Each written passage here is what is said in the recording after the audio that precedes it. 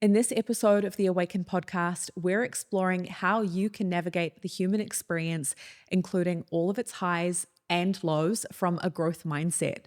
We know that the human experience comes with the full spectrum. There's times where all of us have to face suffering, and there are times where life is so good it can feel surreal and almost too good to be true.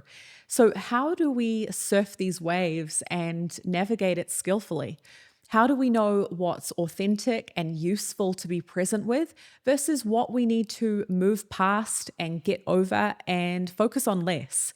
We've done so much work on this with thousands of people all over the world, and we're excited to share with you tools that really work so that we can live more authentically, more consciously, and more creatively. Let's get into the episode. Welcome to the Awaken Podcast, where we share practical spirituality for modern living. Join us as we dive deep into conversations about healing and transformation. Let's go. Here we are. Here we are. Another episode. We've got our cacaos today. Join us with a cacao, a matcha, a little chai, whatever tea, you've got going coffee. on. And you know how we do it. We're going to close down our eyes and take a nice deep breath in through the nose and out through the mouth.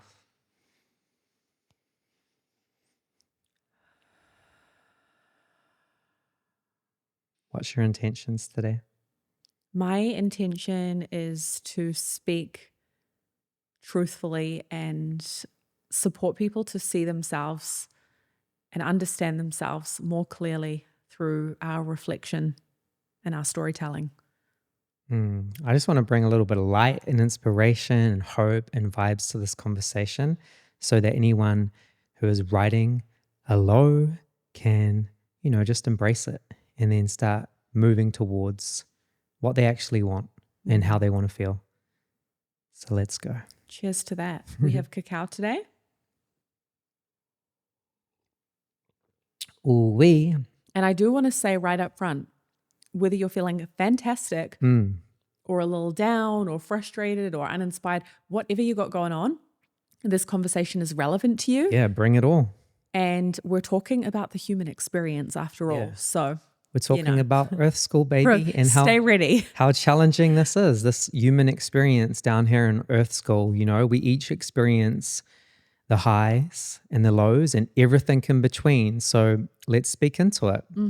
So where I want to start this conversation is just acknowledging the fact that it is so natural and healthy to experience the full spectrum of human emotion, from sadness and frustration to irritation and anger, through to excitement and joy and awe and love and creative flow and all of the things, moments of fear and uncertainty and doubt, moments of feeling even a bit numb, confused, all of it, right? Yeah. That is a part of what it means to be human.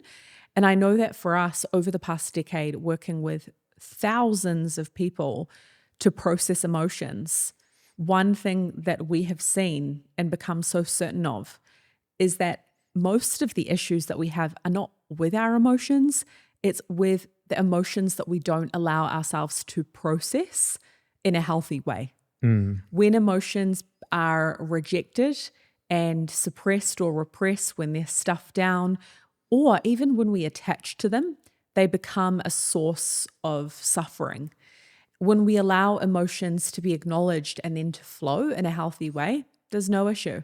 For as long as I can remember, I've been a highly sensitive person and such a deep feeler. And I remember when I got into personal development, I used to think that I would reach this point where I would just be happy all the time and everything would be really stable and predictable and all of my problems would go away. And the deeper I've gone with the work, the more I've realized that I didn't feel empowered in my relationship to my emotions and the ups and downs of life. And I was waiting for it to just be really predictable and perfect so that everything could all be okay. And after years of diving into this and exploring these facets of myself and then working with so many clients, I've started to see that there's a whole different realm of possibilities available. And feeling is beautiful It's our resistance, it's our aversion and attachment, as they say in Buddhist teachings, that causes suffering. So I want to begin the conversation there with talking about attachment and aversion. Yeah, well, the first thing that comes up to me is judgment. It's self-judgment. It's judgment of the lows, and it's judgment of, I don't want to feel this, whatever it is. It might be something uncomfortable, like friction or frustration or anger or sadness. There's what happens, and then there's what we make it mean. So usually this starts off within the mind, right? There's something that's happened within our external environment that we don't like, something that we're thinking about that's wrong or missing, something that we're ruminating on, a problem, something that's negative, something that's caused us to feel uncomfortable, and we feel that sense of friction. And in doing that, we can judge it, right? Like, I don't want to feel this, and this shouldn't be happening, or why is this happening? And we don't really understand it in the moment, or we wish it was some other way. And that's what I feel when you say aversion and attachment, because we can be so attached to things being a certain type of way. And when they aren't, when they go another way, then that judgment can come up. And with that judgment, we can ruminate on what's wrong or what's missing or the lack of something, or, why things aren't the way we want them to be. And then that sets off a cascade of feelings, whether it's frustration or, anger or sadness, whatever it is. And then that loop begins, the thinking, feeling loop that we can get stuck in. And it's like this lower vibrational hum that we can just be existing in. And I think many of us get stuck there until we pull ourselves out of it. It's not really what's happening. Like, yes, that's one component, and we all experience like really, really challenging things. But it's our relationship to it. It's the way we're perceiving it. It's the way we're responding to it that then sets off that cascade of thoughts and feelings that can either be empowering or disempowering. And if we're viewing things from more of a victim state, like we don't feel empowered, then those disempowering thoughts and feelings lower our vibration, they drain our energy, and they disconnect us from our ability to connect to our creative selves, our intuition, our higher self, the parts of us that can lead us forward, the parts of us that can, problem solve, the parts of us that feel empowered to mobilize energy and take action, the parts of us that can find solutions. Because fear, limitation, negativity, judgment, it all narrows our perception. So when we're in this funk, when we're in these lower vibrational states, then our perception is super narrow and we can't really see possibilities or solutions. We get more hyperfixated on the problem or on what's wrong or on what's missing. And we kind of ruminate there and stay stuck. And we have to be willing to shift that, because it has such a big gravitational field to it. When we feel justified in, ruminating on something like, yeah, this has happened and it shouldn't have happened. And I don't like this. And, we judge it and we resist it. And the resisting of the present moment the way it is creates suffering. I think this is a really great time for us to talk more about this idea of ascending and descending experiences and energies, because this is a model that we've been working with really deeply behind the scenes, and it's been so helpful. So I'm excited to pass it on to all of you listening. Okay, so all things in life are moving constantly. That is a fact of life. And to deny that movement is to resist what is. And what that means is there are ascending and descending forces operating at all times. And there are going to be days where you wake up and for no reason that you can pinpoint, you feel down. You feel like your energy is, like you said, that gravitational force, it's pulling, you're going down. You're in the descent. Yeah. And there are going to be days where you're up and you're in the ascending state. Yeah. And again, there could be no logical reason for it. And then there are going to be other days where there's clear things that you connect to it. The point is, everything is forever moving and life is in constant flux. ebbing and flowing between ascension and descension. A part of acknowledging that this is a fact of life and a part of nature is understanding that inherently in the ebbs and flows, there is nothing wrong. And if you can approach your life like the seasons of nature, where there are going to be up days and down days, and you can find value there, you take your power back. Resisting the winter when it's winter means you miss the gifts of that season. And you create suffering through it.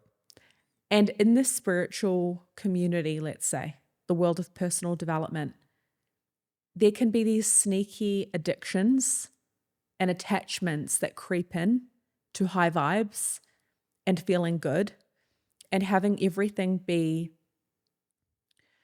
really tidy and controllable.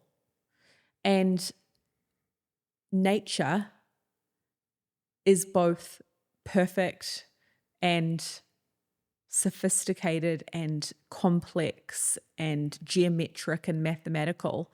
And it is also chaotic and messy and confusing. And things happen for all of us where we are like, I don't understand. It doesn't make sense. I don't know how to get this feeling to go away. I can't control this. I can't fix it. I don't know how to sage my way out of it. And those are the moments of descent that are calling you to surrender and discover the value in another facet of life that is perhaps less pretty and perfect. Okay, so let's talk into this. So you wake up and it's one of those days for no apparent reason, or maybe there is some reasons. You feel low and you feel heavy and you just find yourself descending. You're in that kind of negative, lower vibrational hum. What do? The first thing that comes to my mind is awareness around how you're feeling. Because usually we can go into aversion and judgment. Like we can judge these lower vibrational states that we're in. And in judging it, again, we're just spiraling further down. So the first thing is becoming aware of how you're feeling. Like, oh, I'm feeling heavy today. I'm feeling a little bit negative. I'm feeling sad. I'm feeling frustrated. I'm feeling angry. Like, what are you actually feeling? And if you can bring awareness to that without judgment, like bring the light of acceptance to how you're feeling in the present moment, that is the first stage. We have to become aware of how we're feeling first and then bring acceptance to it. And to add to the acceptance piece, beyond the label of an emotion, which a lot of us actually only have a very limited vocabulary of emotions. So we might be like, oh, I feel off, I feel down, I feel frustrated, I feel sad. There is actually a whole world of sensation there. And you might be describing a sensation or a more complex, nuanced feeling in a very general way. And if you can practice awareness and curiosity about what you're actually feeling, like what does it feel like in your body? How do you know, let's say if you feel frustrated or down, how does that actually feel? How do you know that you feel that? Where do you feel it in your body? Are there thoughts stirring in your mind that are telling you that? Is there a feeling in your belly or in your chest or in your back? Is there a pulling feeling or a tight feeling or a constricted feeling or something else? And I think getting curious about the building blocks of whatever it is that we label this unpleasant feeling can be really helpful. Yeah, it's so helpful because many people won't have that curiosity. They'll first have that judgment, self-judgment around how they're feeling. Then they'll have aversion and rejection. So they'll either suppress it or they'll look for a coping mechanism or they'll reach for something externally to cover up how they're feeling, to mask it, to find a temporary sense of relief from what they're feeling internally. But if we can bring awareness to it and we can practice being in a non-judgmental space with how we're actually feeling. And like you said, be curious around the different sensations that are actually happening in our body and any thoughts that we might be ruminating on, any stories that we might be attaching to that are disempowering, and just bring curiosity to those things, that's when we can go to stage 2. And stage 2 is acceptance. Can I accept that this is how I feel today? Now, if you're feeling a certain type of way because of external factors that are outside your control, it might be easier to accept certain things than other things. Like some things might be really hard to accept, but can you accept that this is how you're feeling? And this is what's happening right now. Can you bring acceptance to that? Because that's the way things are. So if you can't accept the way you're feeling, then you're in denial of the present moment. And like you said, everything is moving. Everything is moving through these ebbs and flows. But right now, in this moment, you feel the way you feel, and that's okay. That's okay. All you need to do is bring awareness to that and take away judgment of that and bring acceptance to it in that moment. You know what's interesting about this? I think such a common experience that people are having unknowingly is they think or assume that when they have an emotion, it's going to be like that forever. Or when a certain circumstance arises, that's now how life is. Or I just don't want to feel this today. Right. And in the resistance or the assumption that if I really let myself be with this, it's going to take over, there is no entering into the process of moving it. And therefore, it actually has more power over you. Exactly. It's like the boogeyman under the bed, and you never actually look under the bed. You just decide that you're going to freeze and live in tension and freak out and be like, no, it's there, I know it's there, and I can't function. But if you were to actually look at the thing and be like, okay, there's something under the bed that I'm scared of. I feel really uncomfortable and vulnerable right now, and I'm going to look. And then you actually look. And some of the time, there's nothing there. Or there is something there, and but it's you maybe not as bad, right? lean in, Yeah. or it is as bad.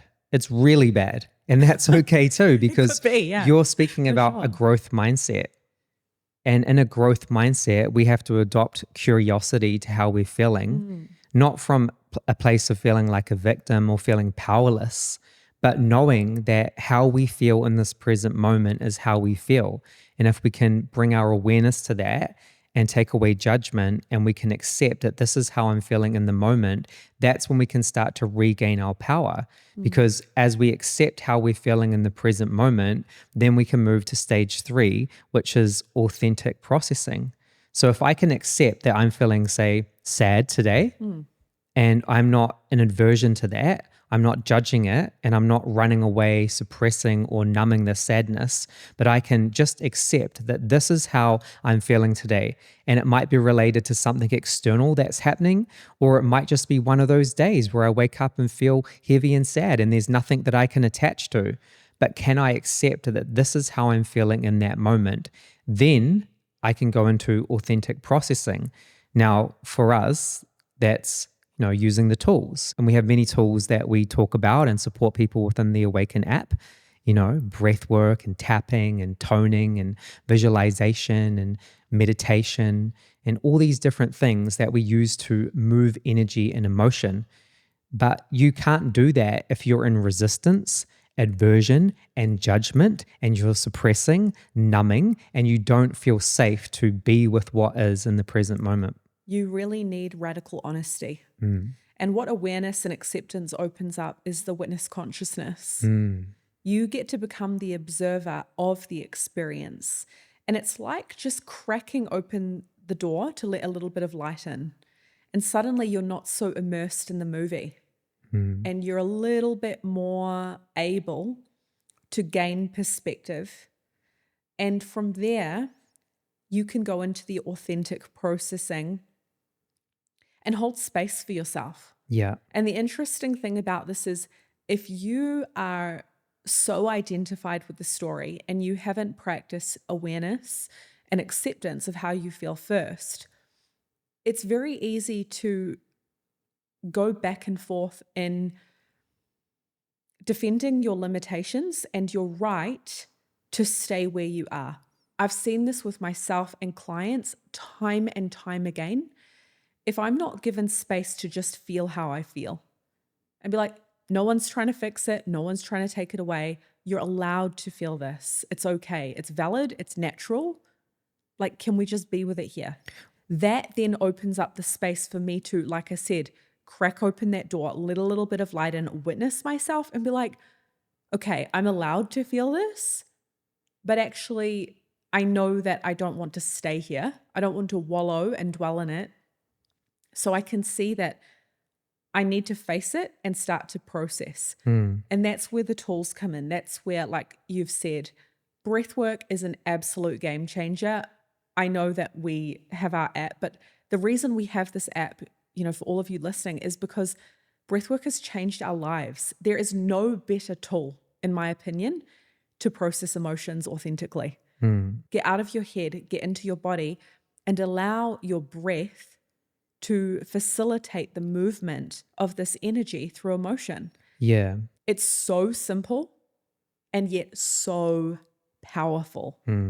All you have to do is be willing to show up and feel what is arising from one moment to the next as you are guided through a practice. Yeah, it's so powerful. It's an absolute game changer, and we wouldn't be where we are without it.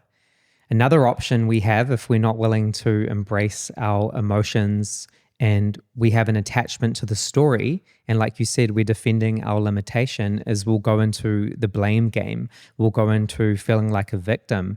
So instead of taking responsibility for how we're feeling, we'll just blame it on life circumstances. We'll blame it on this person, or this happened, or this shouldn't have, or how dare they, or I can't believe this, or this shouldn't be like this. But again, that's a resistance to the present moment. It's aversion to the present moment. The present moment is the way it is. It might not be fair. You might have justification for feeling exactly how you feel, but your feelings are your responsibility. And as soon as you can use that process of bringing awareness to how you're feeling, taking away the judgment of how you're feeling, and bringing acceptance to the present moment of how you're feeling, then you can move into the authentic processing.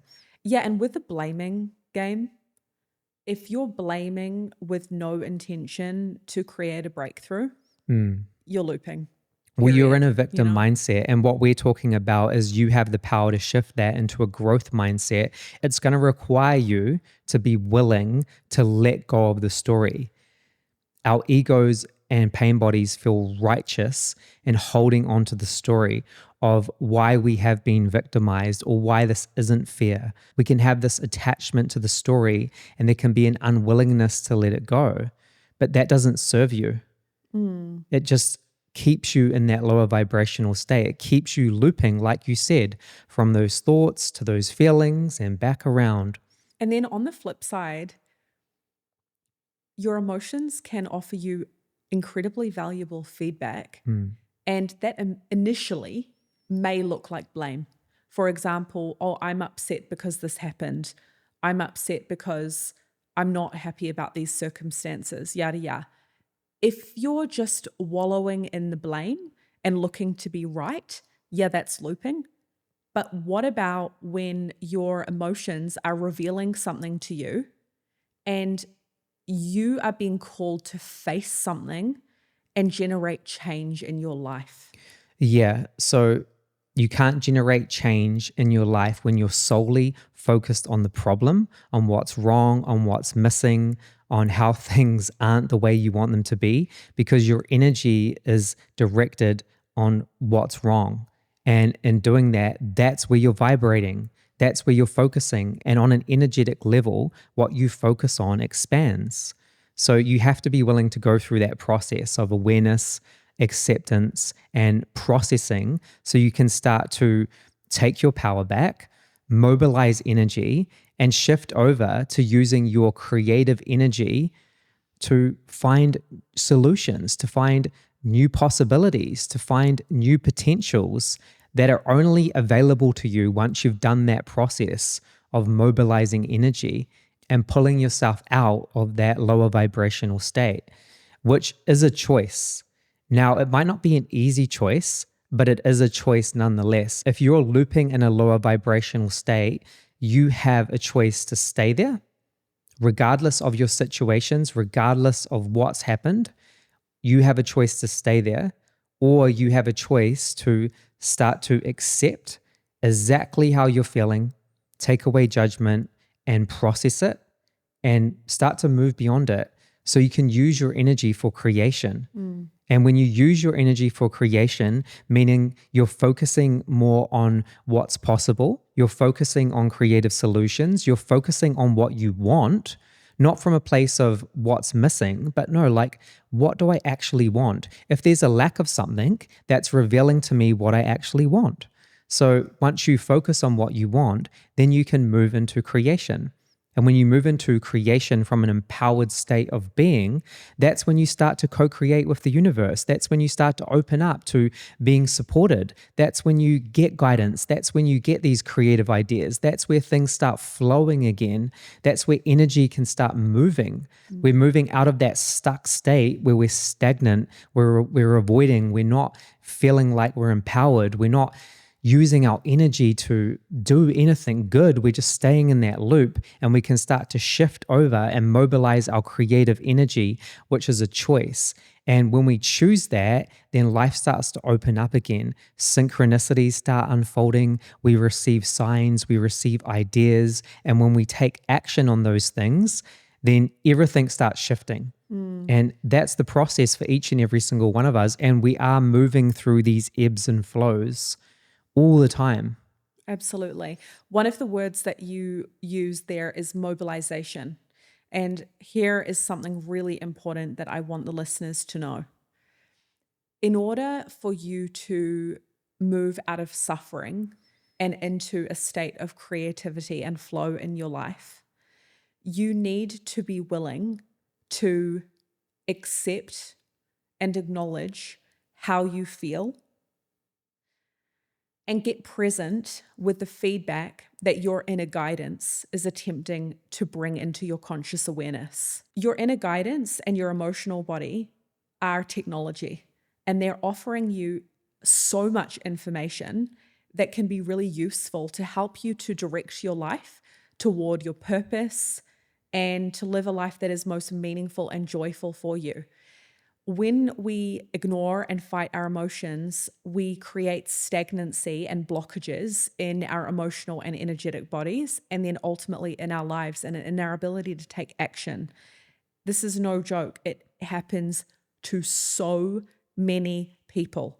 They don't want to face how they feel, and therefore they get stuck and they don't know what to do. If you can get comfortable and start to respect your inner world and build a conversation within every single day with what you're feeling and what you're needing, you can then start to advocate for yourself and mobilize energy. I think one of the biggest red flags that we see with clients when it comes to our relationship with our emotions is when you feel like you can't take action in your life. Some people know of this as a state of functional freeze. We've got low energy, maybe chronic fatigue has set in, we feel uninspired, we don't feel courageous, we've started procrastinating and holding back. This is a sign that you've lost trust in that internal conversation. And when you reestablish connection to yourself and the wisdom and feedback that is being offered up, you can start to, like I said, advocate for yourself, take aligned action, and mobilize this energy. This is the beginning of moving into the ascension process, from the descend into the ascension. And we spoke about being creative. On the way to getting yourself unblocked, when you've been in a low and a funk, there may be anger that needs to come up. And that is honestly a beautiful sign of energy starting to mobilize to get you going. I love anger as an emotion to work with to help people break through blocks. And a lot of people fear their anger and their frustration, and they think it's bad and they reject it and stuff it down, and it's actually keeping them stuck. But if you can get curious about what you're not happy with in your life, where you're frustrated, where you need to set boundaries, you can create vast change. Yeah, usually when you're coming out of a functional state of freeze, there has been a lot of suppressed anger there. And that's a part of, your body-mind system has not felt safe to be with that emotion. And then your whole energy is in preservation. But as soon as you find safety with, that anger that you're feeling and you can mobilize it and express it and move it, then you start to regain your energy. And a lot of people who are experiencing depression are afraid of their anger. And if you can start to respect the wisdom of anger, it will move you along the emotional spectrum into what's beyond anger, which is creativity. Yeah, and depression is also connected to things in the past that we haven't processed. So if there's things that are unresolved and they're weighing you down, it's an indication to, again, just connect to how you're feeling and embrace it. Take away the judgment of what you're feeling. You don't have to attach how you're feeling to a story. You might know, yes, I'm feeling this way because this happened in the past and it feels unresolved. It feels like an open loop. Or there might not be any story there. You might just feel upset and angry and sad. The story doesn't matter. Meeting the emotions with presence and finding safety with them and authentically processing them is the key to setting yourself free. And when you set yourself free and you start to access more energy from within and you step into being a creator, that's when you can start to co-create with the field. And when you co-create with the field, you're no longer allowing your external reality to imprint on you of what's possible. You're starting to imprint on your environment, on your reality of what you believe to be possible, what you believe you can create. It's a deep knowing. You might not have evidence yet for it in your external reality, but there's this feeling, there's this knowing that you can create this. And from that place, you feel empowered. You believe in yourself. You believe in your ability to follow a vision and to take inspired action. And you know that your higher self has a plan greater than yours. And when you're in that state and you trust that and you're working with the field and you're working with your intuition and you're taking inspired action, things do open up. And they open up in a really miraculous way. And it's a totally different state of operating in the world from feeling like a victim and feeling disempowered and feeling powerless and hopeless, and we all go through that. But what we're suggesting is what we've been speaking about is a way to move from that descension, from that lower vibrational state of being, and start to shift your energy, mobilize energy, and start spiraling up. Start regaining your energy and power, knowing that you are a creator and anything that you want to create is possible. And that's the work, right? We can either be doing two forms of work here. We can be doing the work of giving our energy and attention to all the disempowering thoughts and stories and feelings in a way that we're looping and we just stay in that loop. Or we can do the work of what we're talking about, meeting what is with a non-judgmental energy of compassion and curiosity and acceptance, and start to process it. And as you start to process it, then you start to regain your energy. And from there you can create. Along the lines of the acceptance piece, one of the affirmations that I've been working with lately is all emotions and circumstances are workable. All emotions and circumstances are workable. It is such a peaceful thought to just see that everything is workable. I can work with sadness. I can work with anger. I can work with my plan not going the way I thought it would. That's a big one. I want to speak into that because a lot of people make these plans for what they want to happen. And they project so far into the future of like, when this happens, then this is going to happen. I'm going to do this and that and that. And then when their plans don't work out and all crumbles and falls away, they descend and they feel devastated. And there's so much resistance and judgment to the present moment because it didn't go to plan. And in it not going to plan, they feel so upset. But it's all a made up story of how you wanted reality to go. Right. You made that up. You made that up. You made that up. And then life, the universe, God had another plan for you. And now you feel totally unsupported. You feel victimized in that. You feel like this shouldn't be happening, all because you made up a story of what you thought was going to happen, what you wanted to happen, and your expectation was totally shattered. And there's that disappointment that sets in. But life has its own plan for us, and often it's much greater than we can see in the moment. And if we can bring acceptance to the present moment exactly how it is without fighting against it, it might not be how you want it to be, but can you accept that this is how the present moment is? And then from there, you can take radical responsibility in your part. There's things that you can do to start shifting and moving and mobilizing energy in a way that can support you to pivot and change the plan. Absolutely. This is reminding me of another affirmation that I say all the time, which is I live in a friendly universe that wants me to win. And I think that these affirmations or helpful thoughts can be really useful to put everything into perspective.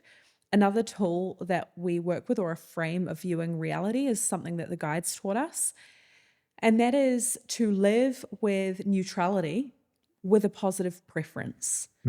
And so what that means is, yes, I have my preferences about how I want my life to go. And yes, I have ideas about things that I want to create and manifest. And yes, every day I will be taking responsibility for the actions that I take in my to-do list and showing up and yada, yada, doing my part. That is co-creation. And I also trust that I live in a friendly universe that wants me to win, which means I can take a step back and not micromanage everything, trust the process, and relax. So in relaxation, there is neutrality. And with that neutrality, of course, I'm declaring my preference is for things to go really, really great. It's this or something better. Yes. This or something better. So if it's not this, if that falls away, then something better is on the way. And that's the faith piece. That's the trusting that the universe has your back and your higher self has a plan that's greater than yours. But what usually happens in those moments when things don't work out is your survival self will keep you in these lower vibrational states by completely judging everything. And then fear will set in, and fear narrows your perception. It doesn't allow you to see possibility. It doesn't allow you to see these expanded states of how things might be reorganizing and shifting so you can actually have what you want, not in the way that you want it or expect it, because there's a greater plan. But if you can trust that greater plan, then that's where we feel empowered. But our survival selves will convince us that we aren't supported, that we can't trust the universe, that it's not safe to let go, that it's not safe to surrender, that we have to control, that we have to do everything ourselves, that we have to micromanage, that we have to be on the lookout for disappointment because disappointment is just around the corner. So don't get too attached to things being good because you might just get let down. But that's only the framework of perception from our survival selves. When we see from the perspective of our higher selves or our creator selves or our intuition, then so much opens up for us. So true. Okay, I want to talk a little bit more about the survival state and how we can support ourselves there. In an earlier episode of the podcast, we spoke about self-sourcing and that every one of us has the ability to go within and source what we need, whether that is tending to our emotions or connecting in a more broad sense spiritually to God, the divine guidance, and so on. But when you're in a survival state, it can be really difficult, if not seemingly impossible, to self-source. And I know I've been there at my rock bottom. It's messy and it can feel desperate. And you start to feel like someone needs to make the pain go away or fix it for you. And this can be dicey because it can quickly turn into blame and we can become very reactive and defensive and not open to solutions. So let's talk about what helps. And I think where I want to start with this is recognizing that when someone is in a survival state, that rock bottom where they're absolutely struggling, it's a sign that they don't feel safe. Yeah. And in order to be open to growth, we need to feel safe to let in what's possible. And I think that's the place where we have to start, is creating an environment inside and out of safety. Yeah, well, our survival programming is so sneaky because for many people, it's not going to be rock bottom. It might just be a challenge or something happening in life. Stress, Yeah, or high stress. they're not able to even access their next level because they keep looping in the comfort zone and they're not able to challenge themselves to move beyond their known reality, because our survival programming, like you said, it will keep us in what's familiar, in our known familiar reality, because that's what feels safe. So as we start to open up to go beyond our known reality, yeah, we can feel really unsafe. And when things don't go our way, and when we are in these survival states, our body-mind system, not only does it not feel safe, it doesn't feel supported, it feels separate from source, it feels separate from love, it feels separate from possibilities. It feels like there's scarcity and lack there. It feels like there's not enough. And we feel completely justified in those states because we have real life evidence of why that's so. But that's all based on the perception of our survival programming. And like you said, I think the first thing is finding safety with what we're actually feeling and bringing awareness to it. It's that whole process that we spoke of again. It's like, can I accept right now that this is how I'm feeling? Can I bring acceptance to that? And can I find safety with that? Like, can I find safety with what is right here in this moment? This is so simple, yet so incredibly important. And it is transformational to just meet yourself in what you're feeling and surrender into it and go, okay, I can accept it. I feel crappy. I feel down. I feel powerless. I don't know the answers. I feel like I'm in the void. I'm in the unknown. And I accept this right here, right now. Yeah. It's like the big exhale that we all need to start to see more clearly. Because when we're in panic mode, we're not good at coming up with solutions. We're not good at solving our problems. You can't solve your problems from the level of your survival programming. It's just going to keep you looping. Yeah, you will create much better solutions when you feel safe and you start to spiral up a bit more. So the first step is that acceptance. Yeah, let's talk for a moment about what it's like to be in the presence of someone. Maybe it's a family member, maybe it's a friend, maybe it's a partner who's really going through a hard time and they're spiraling downward, they're in the descension. How can we create that safety? Because a lot of us tend to go into fix mode and we want to make it better. We want to take the problems away. We want to solve it, or we feel burdened and drained and we want to go away and make it stop. So what's your perspective on how we can be that safe space? Yeah, it's the exact same process that we spoke about, with self or another. It's first the awareness of, how someone's feeling, and then bringing acceptance to it and taking away judgment of how they're feeling and not lowering your vibration to meet them, just being love. Like, be love and allow love to guide you. It's that simple. And you don't need to fix anything or take that person's suffering away or solve their problems. Just be love and be curious. You can ask questions. You don't have to try and be the fixer. Just be with them in that state without lowering your vibration. Can you be love? Can you be the witness to what they're navigating and knowing that's all part of the human experience? And this is easier said than done, right? Yeah. For ourselves and for others. So many of us autopilot go into that problem-solving mode. I do it all the time. I notice myself do it all the time. Sometimes that actually can be helpful if it's coming from the right place. And if the person's receptive ready. Exactly. Like, for example, if the person's asking you for advice and you can see things from a different perspective than they can, then it can be really helpful for that person to receive that advice. But if it's unsolicited and they're actually just wanting support. They're wanting to be maybe recognized in what they're feeling. They're wanting to be seen. Then that's going to be unhelpful because they're not looking for you to solve their problems. This happens with men and women all the time. I notice myself doing it with you. Like, men are hardwired to problem solve. That's what we do. We're so good at solving problems, but one of the things that you've taught me is that you don't want me to solve your problems. You just want emotional support.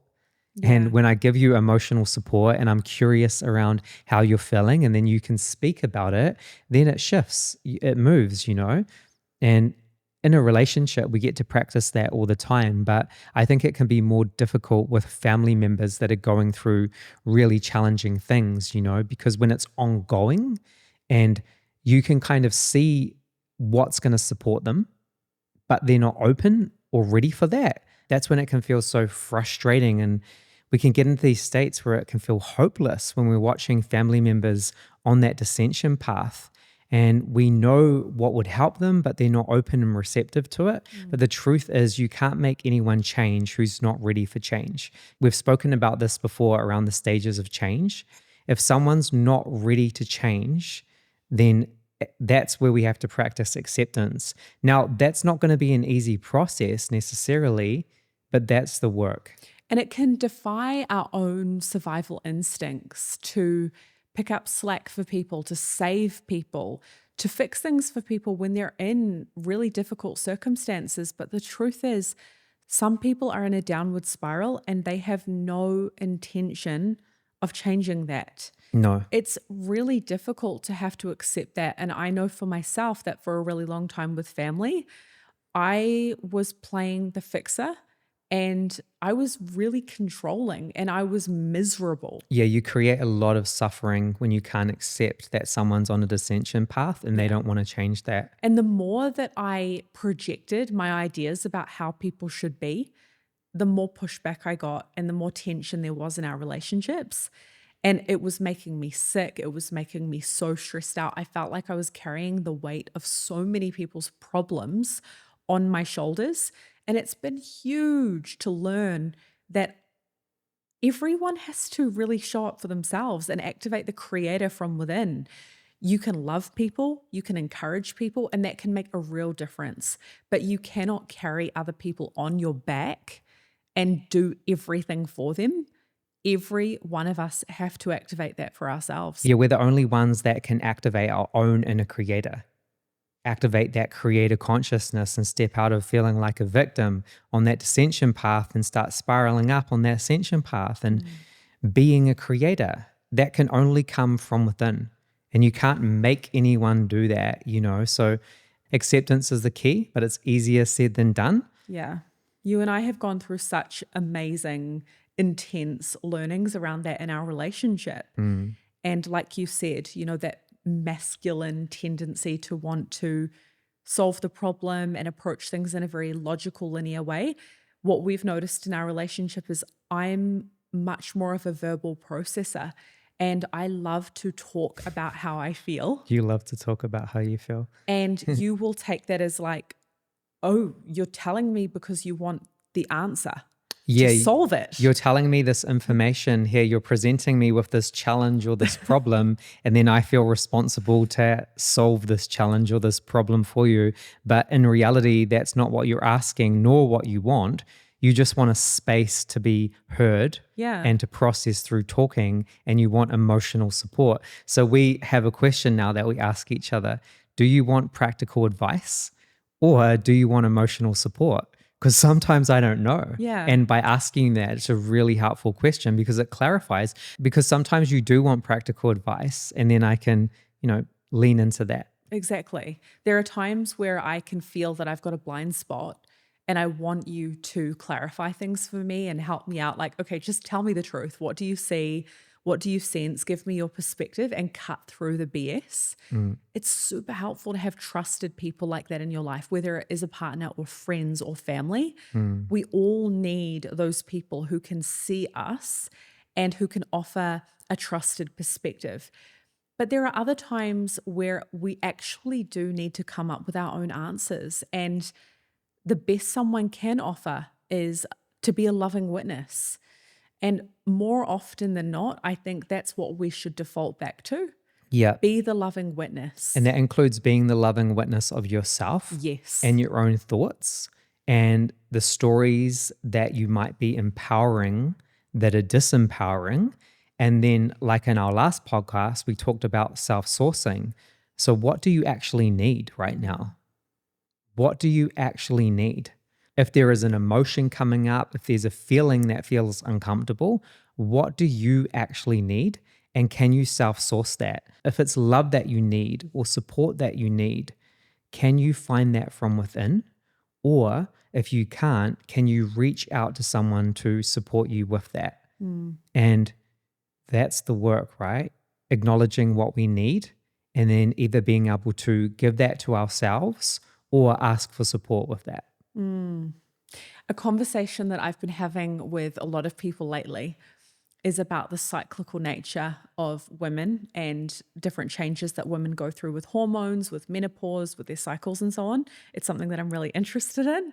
And I love that I get to share it with you as well. And I'm excited that more men are interested in these conversations, because I think that understanding that we are all cyclical in our own way, we're all going through the seasons of life, can help us to be a lot more open-minded about the fact that you're not necessarily meeting the same person every day.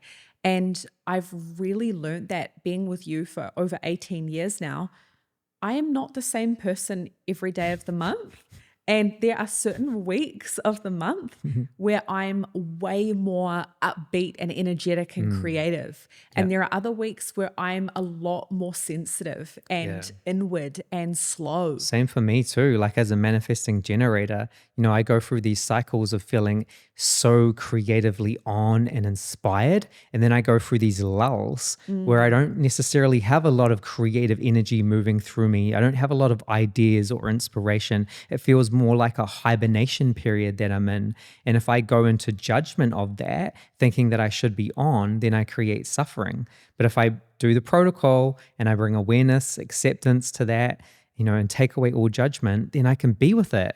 And I can use that to recharge my energy. And then all of a sudden, boom, my creative energy is back online. I'm inspired, I'm moving, I'm taking action and mobilizing energy. So there's something so huge here that I want to make sure people get, because it's so easy to skim past it. When you get to know your unique energy signature and your own cyclical needs, whatever they may be, you realize a lot of the suffering that you experience is not actually about what's happening. It's about your relationship to what's happening. it's what you're making it mean in the moment. So for you, I've seen this with you like clockwork. With that manifesting generator cycle, you get these intense creative surges where you are just creating. And then you're like, okay, retreat time, like you nap more, you're chilling, you need to be more of like a bear hermit. And I've seen the difference when you embrace it and you're like, oh, I'm in the retreat stage of that creative cycle. You have a great time. You're like living it up. You're like, yep, I'm chilling. I'm going to embrace this. I'm resting, full permission. And therefore, no problem. There's no suffering. It's like, oh, I'm just going to pivot my approach to how I'm living and doing the human experience right now. Same with me with my cycle. If I'm, let's say, in my luteal phase of my cycle, I'm more inward and I'm like, what's wrong with me? Why am I not feeling social? Why am I feeling so withdrawn and like I don't want to see anyone? And I start judging that, or being like, oh, I don't feel like filming a podcast today. I feel like I need to just be in my little cave and do my own work and my own energy. When I'm judging that, I get stressed. And when I get stressed, it's the downward spiral into the descent. There's a whole nother level of problem now that I'm dealing with. And if I was to just befriend what is naturally happening and work with it as my own ally, everything would be so much easier. Yeah. And then the other part of this that's so important is recognizing where we have double standards. So for example, with me, let's say with my ebbs and flows, with my hormones and energy levels, if I expect you to understand that, And I'm like, why aren't you being nice to me and accommodating me and comforting me and giving me hugs and telling me I'm great and all this stuff? But it's like, am I doing that for myself? Am I self-sourcing or am I solely outsourcing? And a lot of people do that.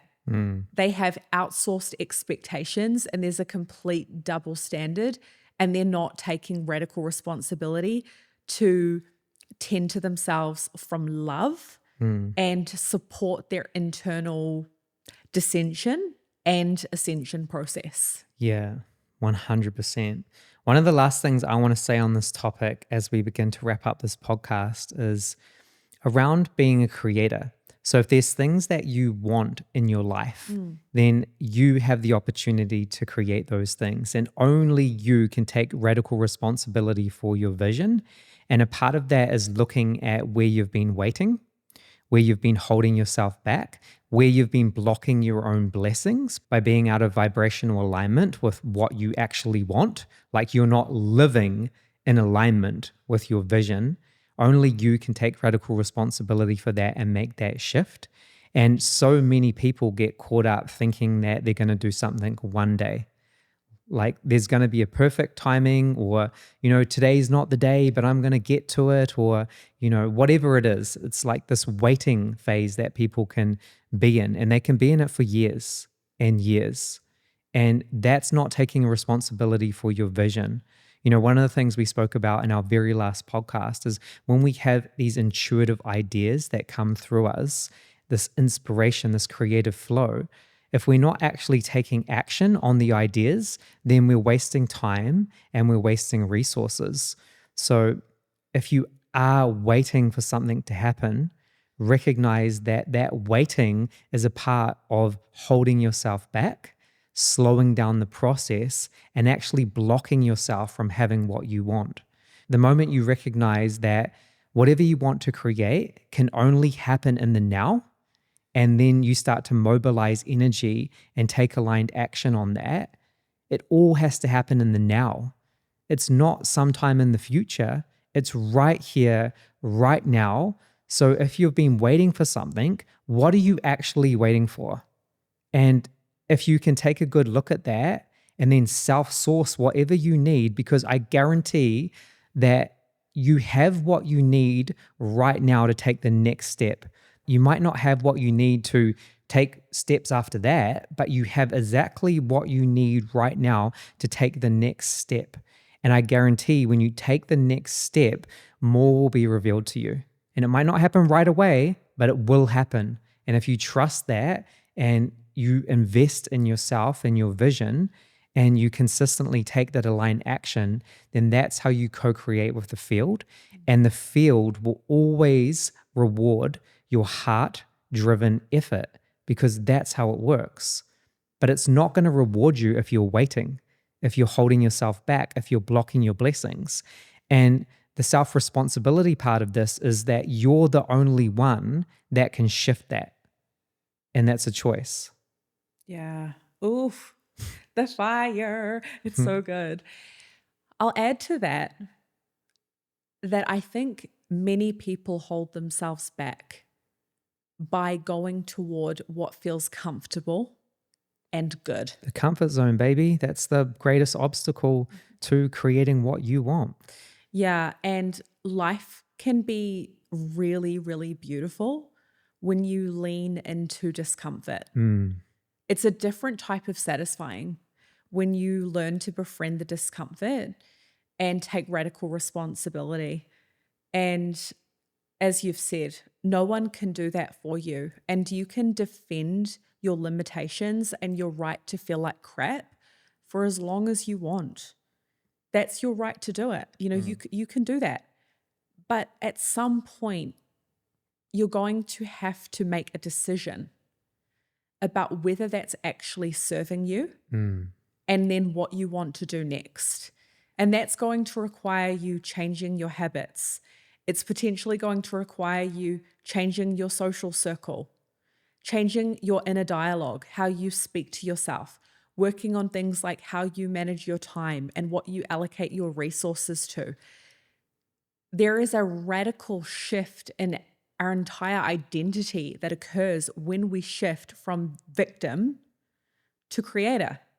And it's a gradual process. So be kind to yourself. You don't need to beat yourself and judge yourself into transformation. You can love yourself into a creator, but you do need to be honest, and you do need to be willing to do hard, vulnerable, new things that are meaningful to you. And like you said, the time is now, and we can delay and live in a freaking fantasy. And a lot of people do that. They're waiting for one day and assuming that they have all the years and all the time. Life does not work like that. God, the divine, is loving, but it's also brutal. And if you don't wake up and step up, life is going to pass you by, and you will have to confront that regret. So decide, what do you care about? What do you want for your life? What do you stand for? And what do you need right now in order to get energy into motion so that you can break through and get on with the things that matter? Yeah, and it gets to be fun. It gets to be playful. It gets to be Yeah. your highest joy. It gets to be the most exciting thing when you follow your vision. And of course, it's going to require you to step outside your comfort zone and live out there and be uncomfortable and take inspired action. But we can do that with a growth mindset because we know that we're capable of that. So that's your reminder. You are capable. You are powerful. You are strong. Anything that you want to create is possible. You just have to start believing in yourself and then use this process of what we've spoken about, meeting yourself with love and compassion.